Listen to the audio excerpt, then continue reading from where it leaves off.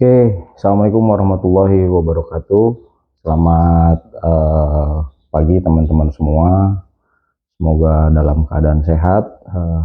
Dalam kondisi puasa ini, target kita akan lebih seru ya teman-teman, karena memang kita akan terbentur dengan waktunya libur Lebaran yang cukup memakan waktu kerja. Oke, teman-teman.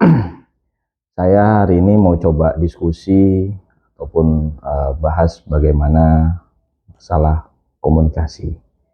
Jadi kita sebagai pribadi ataupun sebagai seorang leader ataupun atasan di bagian departemen ataupun divisi itu sangat penting untuk mengelola cara kita berkomunikasi.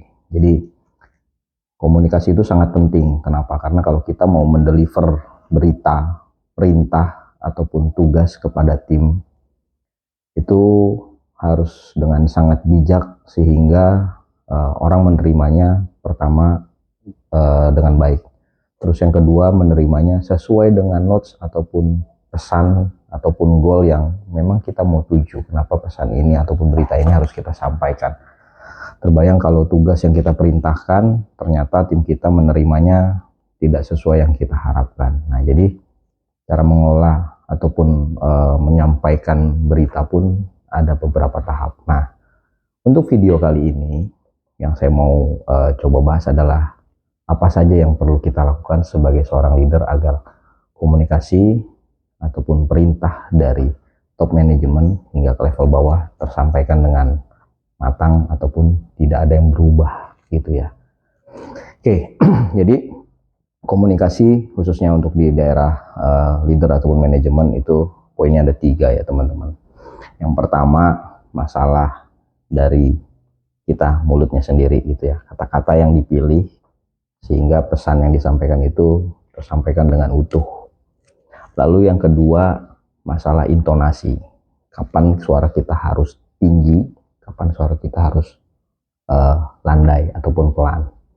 Yang ketiga apa teman-teman? Yang ketiga adalah masalah gaya bahasa tubuh ataupun body language. Jadi kapan kita harus ngotot kenceng gitu kan, semangatin, kapan kita harus bisa merangkul teman-teman gitu kan agar semuanya tersampaikan. Oke, kita coba bahas satu-satu ya, singkat tapi semoga bermanfaat. Yang pertama, kata-kata gitu ya. Ada orang ataupun pepatah yang bilang mulutmu adalah harimaumu gitu ya. Jadi kita kalau memilih kata-kata sebagai seorang manajemen gitu ya, harus dipikirkan baik-baik gitu. Jadi jangan asal ngucap gitu ya.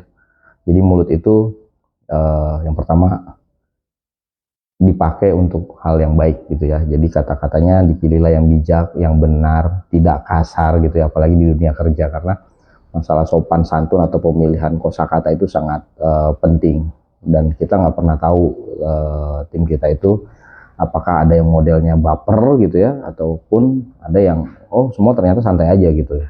Nah, itu kita harus tahu dulu kita ngomong sama siapa, di level apa gitu kan, terus bagaimana sifat dari lawan bicara kita. Lalu yang berikutnya ya, masalah intonasi. Nah, beda-beda nih intonasi ya.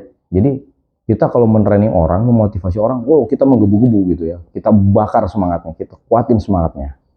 Tapi saat kita ngomong di acara misalkan keluarga atau ada acara kedukaan gitu kan, atau kita lagi ngebesuk teman yang sakit, kita harus beda, merubah intonasi kita. Contoh, saat kita membesuk ada teman yang sakit, masalah intonasi jangan terlalu menggebu-gebu atau membara gitu ya, tapi kita coba landai, dan mungkin ada beberapa jokes yang harus kita keluarkan supaya mereka yang sakit ataupun keluarga yang sakit merasa terhibur. Kita datang nih rame gitu ya. Nah, kan beda ya. Jadi kapan kita harus mengeluarkan intonasi yang kenceng, kapan kita harus bisa mengatur intonasinya turun di bawah. Nah, yang terakhir apa? Nah, masalah body language atau gaya tubuh. Nah, gaya tubuh mungkin teman-teman harusnya sih sudah tahu ya. Contoh soal kita kalau lewat di depan orang tua yang lagi duduk gitu ya, kita harus membungkuk gitu kan. Terus bagaimana kalau kita lagi diskusi empat mata dengan atasan, mungkin kadang-kadang kita ngomong nggak hanya iya, tapi ya gitu. Nah, leher pun turun itu pun ada artinya gitu ya. Nah, jadi kita harus bisa mengatur badan kita juga. Kapan kita harus menunduk, kapan kita harus mendengak gitu kan, kapan kita harus kencang gitu kan, kapan tangan ini harus bermain gitu.